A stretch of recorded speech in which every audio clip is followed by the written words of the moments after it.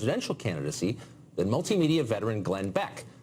Beck went on the road in support of rival candidate Ted Cruz, whom he said was anointed by God to stop Trump. At one point, he predicted that 4 years of a Trump presidency would lead, quote, to civil war or worse. Well, his exhortations went unheeded, and a Trump presidency is 11 days away. So where's Glenn Beck on all of this now? Glenn Beck joins us tonight. Glenn, great to see you. Good to see you, Tucker. First of all, let me say congratulations on your new show, and I'm honored that you would ask me to be on your first show. Let me just clarify a couple of things. You bet. Never said he was anointed by God to be president of the United States. I do believe that people are called, all of us are. You're called for your job. I'm called for my job. Right. All of us are called for a specific time. That doesn't mean that he's the only one that can do it. It doesn't mean any of that. And it certainly doesn't mean that God's going to make that happen. We have to all play our roles. So I appreciate what you said, but it's not exactly what it meant. Well, I think I remember it pretty well. You had said you'd been praying for and with Ted Cruz, and that you had heard that you believe that God had called him forward at this time. And so my question is really simple.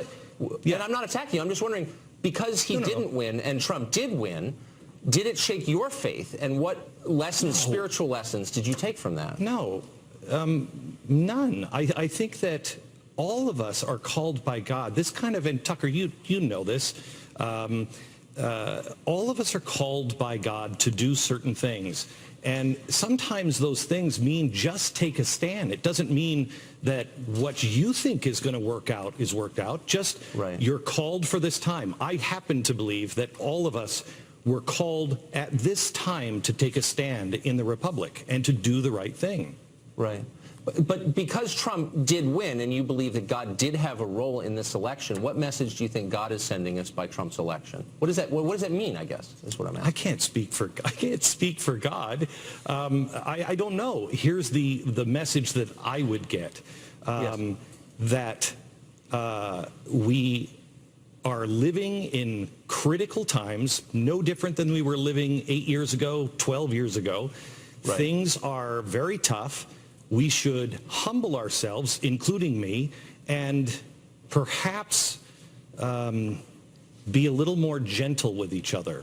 Half of the nation right now is freaking out that Donald Trump is the president. Right. I find it amazing that those people are freaking out, and yet they were the ones mocking and ridiculing us 8 years ago and saying, what are you worried about? Oh, you're worried about a dictatorship. Well, now they're saying it. So I think what I've learned from this election is perhaps I need to be a little more humble. Perhaps we need to be a little more kind to each other and listen to each other, or we're going to tear each other apart. I think that's really wise advice that we could all heed, me included. I guess I'm asking you because you seem to frame this election in moral terms, almost from the beginning, that it wasn't just a contest between people who had differing views, but it really was a contest between the good and the not good, and the evil. And in your view, and I watched you on the road, I was with you for part of it, you really posited Ted Cruz as the good guy in this. And then when he lost, I think I heard you say that he was, or maybe concede that he was in fact maybe disingenuous and smarmy, actually, is the word you used. Why did you change your view so much on Ted Cruz? Wow. Because Ted Cruz, at the end, to me, for that time period, seemed to come out of the blue and endorse when the time to endorse him was at the convention.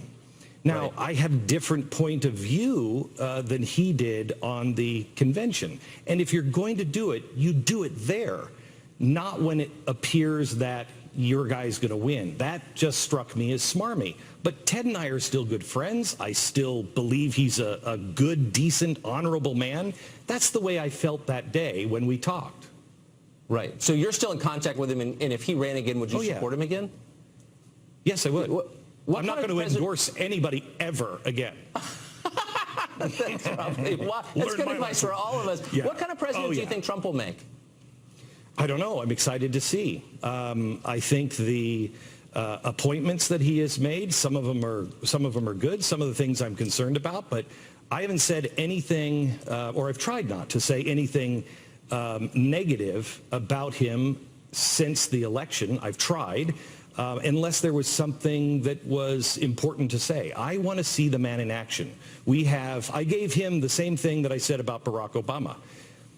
The election is over, and we fought hard, and that's the time to fight hard, at the primary and then the election. Now he has to be all of our president. And the last president, I don't feel, ever reached out to do that. I have seen on the very first night Donald Trump reached out. I've seen him reach out to people. I wouldn't have invited Al Gore to my office. He has reached out. And I think it's really unfair to judge him now on what he did on the election. I have concerns about the way he ran his campaign. But now let's see if the office changes him and he is the guy everybody who supports him says he's going to be. I hope he is. Yes. Have your politics changed in watching all this? I've watched things that you've said in the last couple of months. You did a widely circulated interview with Samantha Bee. And I read people say, well, Glenn Beck is changing his views. Have your political views changed? No. I'm a libertarian. I have always been about principles. When I started the 9/12 Project, it was about values and principles. I think this election became about winners and losers.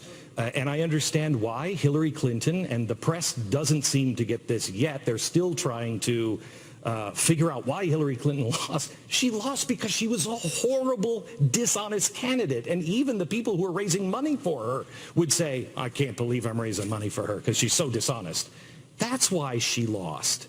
It's not, Trump tapped into a vein of the American people of where they were at, what they were feeling, and she was the all-time worst candidate of all time. That's what happened. Now, what are we going to do coming forward? How are we going to behave going forward? I haven't seen the press or many people at the higher echelons of the left recognize the mistakes that they made on making people feel bad, that disagreed with Barack Obama, and I haven't seen anybody recognize that she was a bad candidate. Let's not run somebody like her again.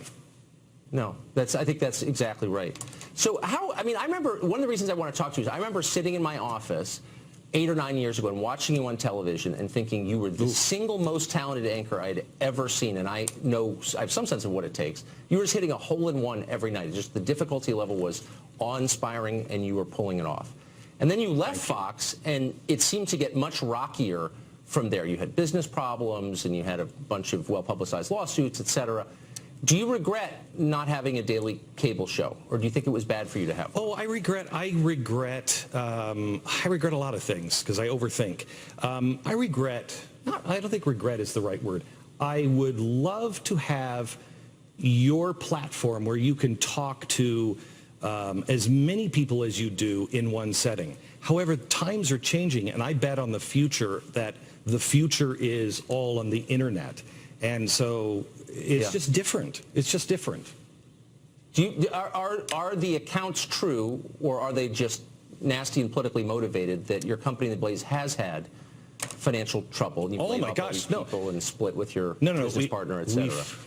Yeah, we fired a lot of people because I changed directions of the company. I think we started, when those rumors were going around, we had 245 employees. Or 246, we now have 245, and I just left an office where we were talking about 2 other people that we're going to hire.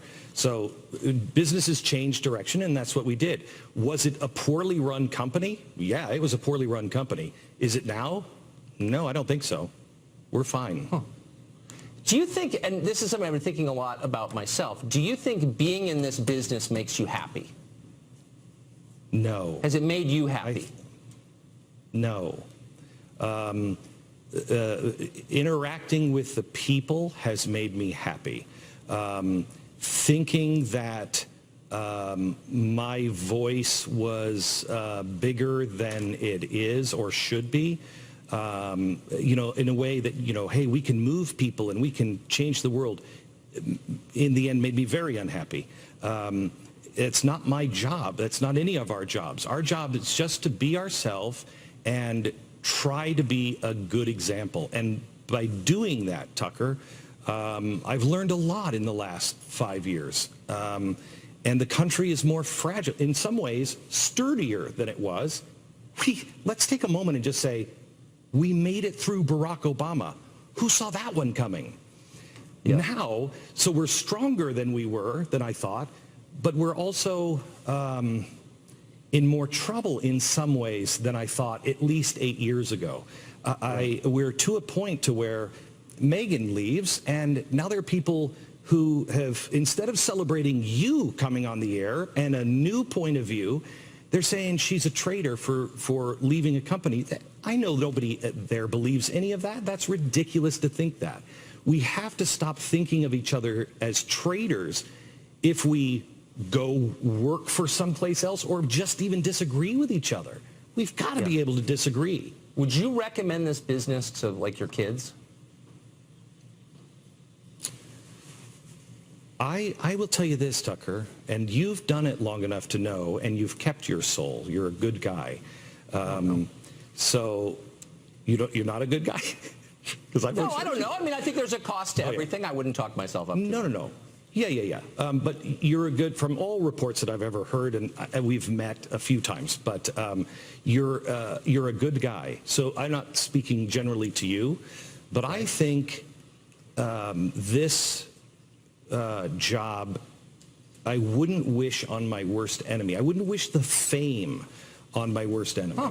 I think fame is more corrosive than anything else. It's a horrible, horrible thing if you don't have perspective, if you want it, because it will always fade and it will warp you. It's the reason why Meryl Streep got on TV last night and had such confidence to say, we're right, in so many words. We're right, and we all know this. And those little peasants out in the middle of the country, they're wrong. Because fame, when people are making money on you, when you are watching yourself everywhere, when people are coming up to you and saying, thank you, I love you, if you're not careful, you start to buy it, and then you become Meryl Streep. That's a bad thing. I think it's a really wise answer. How do you avoid that? You get out the minute you want it. The minute, Tucker, that somebody, when you hear rumors, and this happens in everybody's business, to everybody all the time, somebody will start a whisper campaign that, Tucker's failing. That thing's going to go. And if your first reaction is, what do I have to do to fix it? Get out.